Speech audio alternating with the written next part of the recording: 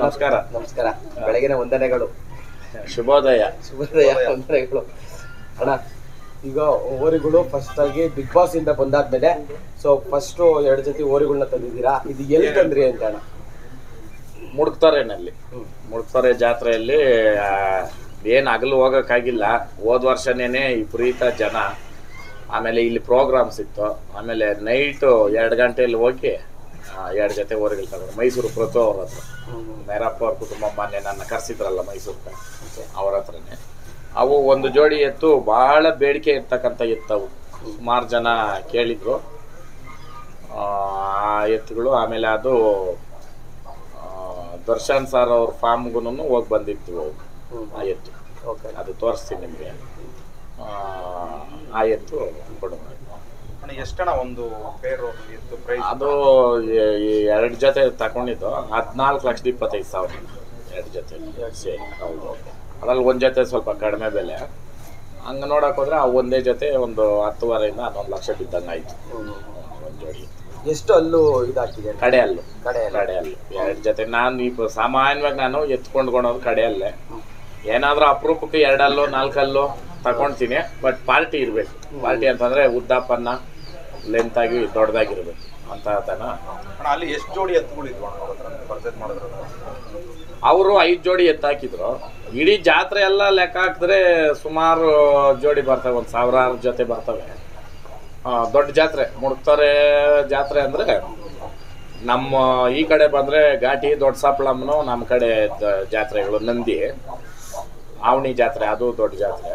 But ಆ ಮಂಡ್ಯ ಭಾಗಕ್ಕೆ ಅದು ಮುಡ್ಕ್ತಾರೆ ಜಾತ್ರೆನಲ್ಲಿ ಒಂದು ಕಾಲದಲ್ಲಿ ಪೈಪೋಟಿ ಮೇಲೆ ಚಾಲೆಂಜ್ಗಳು ಹಾಕಿ ಓರಿಗಳು ಕಟ್ತಾ ಇದ್ದಿದ್ದ ಜಾತ್ರೆ ಮುಡ್ಕ್ತಾರೆ ಜಾತ್ರೆ. ಅದು ಹೆಸರಾಂತ ಜಾತ್ರೆ. ಅದು ಸುಮಾರು ಜನ ಹಳಬರು ಎಲ್ಲ ತೀರ್ಕೊಂಡ್ರು.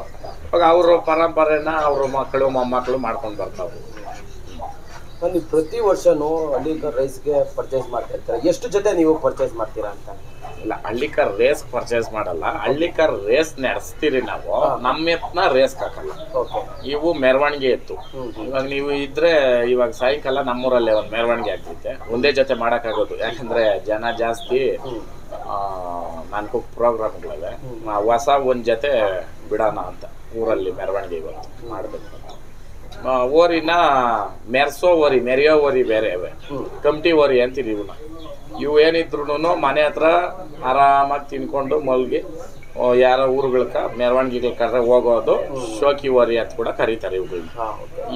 ಇವುಗಳು ಇವಾಗ ಕೆಲವರು ಹೇಳ್ತಾರಲ್ಲ, ಅವ್ರೇನು ಕೆಲಸನೇ ಮಾಡಿಸಲ್ಲ, ಇದೇ ಮಾಡಲ್ಲ. ಕೆಲಸನೇ ಮಾಡೋಕ್ಕೆ ಅಂದ್ಬಿಟ್ಟೇನೆ ಬೇರೆ ಇರ್ತವೆ. ಇವು ಮಾಡ್ಬೋದು. ಹೆಂಗೆ ಅಂತಂದ್ರೆ ಆಡಿ ಬೆನ್ಸ್ತಾರೆ. ಇವಾಗ ಆಡಿ ಬೆನ್ಸ್ ಎತ್ಕೊಂಡು ನಾವು ಗದ್ದೆ ರೋಡಲ್ಲಿ ಹೋದ್ರೆ ಹೋಗು ಬೇಡ ಅಂತ ನನ್ನಲ್ಲಿ ಕಾರ್ ಓದ್ತದೆ. ಅದರಿಂದ ಆದರೆ ಡ್ಯಾಮೇಜ್ಗಳು ಎಷ್ಟು ಖರ್ಚು ಆಗ್ತದೆ. ಹಂಗೆ ಈ ಓರಿ ಸ್ವಲ್ಪ ಏನಾನ ಕೈಯೋ ಕಾಲ ಏನಾನ ಗಾಯ ಪಾಯ ಆಯ್ತಂದ್ರೆ ಬೆಲೆ ಕಡಿಮೆ ಆಗ್ತದೆ. ಅದಕ್ಕೋಸ್ಕರ ಶೋಕಿ ಓರಿಗಳನ್ನ ಕೆಲ್ಸಕ್ಕೆ ಬಳಸೋದು ಕಮ್ಮಿ. ಬಟ್ ಕಟ್ಟಿದ್ರೆ ಕೆಲಸ ಮಾಡ್ತವೆ, ಮಾಡಲ್ಲ ಅಂತೇನಿಲ್ಲ. ಬಸಪ್ಪನು ಯಾವುದೇ ಇರ್ಬೋದು, 50 ಲಕ್ಷ, 1 ಕೋಟಿ, 2 ಕೋಟಿ, 5 ಕೋಟಿದಾಗಲಿ ಎಲ್ಲ ದನಾನು ಕೆಲಸ ಮಾಡ್ತವೆ. ಅದೊಂದು ತಪ್ಪು ತಿಳ್ಕೊಂಬೇಡ್ರಿ. ಆಮೇಲೆ ಇವು ಕೆಲಸನೇ ಮಾಡಲ್ಲ ಅಂತ ಏನಿಲ್ಲ, ಮಾಡ್ತವೆ. ನಾವು ಕುರ್ಜಿಗಳಂತ ವರ್ಷಕ್ಕೆ ಒಂದ್ಸಲಿ ಉಸ್ಕೂರು ಮಧುರಾಮನ್ ಕುರ್ಜಿಕ ನಾವು ಎತ್ಕಡ್ತೀವಿ. ಆವತ್ತು ನೊಗ ನೊಗನೇ ಇಕ್ಕಿರಲ್ಲ ಅನ್ಕೊಳ್ರಿ ಎತ್ಕ ಅಂತ ಎತ್ತು ಕಟ್ಟಿದ್ರು ಯಾರ ಸಹಾಯನೂ ಇಲ್ದಿರ ಎತ್ತು ಓದ್ತದೆ ಅವತ್ತು. ಅದು ಆ ದೇವ್ರ ಮಹಿಮೆ. ಅದು ನೀವು ಬೇಕಾಗಿದ್ರೆ ಮಾಡ್ಬೋದು. ಮಾರ್ಚ್ ಏಪ್ರಿಲ್ ಅಲ್ಲಿ ಏನೋ ಬಿದ್ದೈತಿ ಈ ಸತಿ ಉಸ್ಕೂರು ಮಧುರಾಮನ್ ಕುರ್ಜು. ಅದು ಫಸ್ಟು ಅದಕ್ಕೆ ಇತಿಹಾಸ ಐತೆ. 101 ಕುರ್ಜು ಬರ್ತಾ ಇತ್ತು ಅವತ್ತೆ. ಅವಾಗ ಇವಾಗ ಕಾಲಕ್ರಮೇಣ ರೋಡ್ಗಳಾಗಿ, ಆಮೇಲೆ ದೊಡ್ಡ ಲೈನು ಕರೆಂಟ್ ಲೈನ್ಗಳು, ಆಮೇಲೆ ಇದು ರೈಲ್ವೆ ಟ್ರ್ಯಾಕ್ದು ಕರೆಂಟ್ ಲೈನ್ ಬಂದು ಕೆಲವೆಲ್ಲ ನಿಂತೋಗವೆ. ಇವಾಗ ಒಂದು 4-5 ಊರು ಮಾತ್ರ ಉಸ್ಕೂರ್ವರೆಗೂ ಬರ್ತದೆ ಕುರ್ಜು. ಅದರಲ್ಲಿ ನಾವು ಶಿಂಗೇನಗರ ಕಟ್ತೀವಿ ಎತ್ಕೊಂಡು.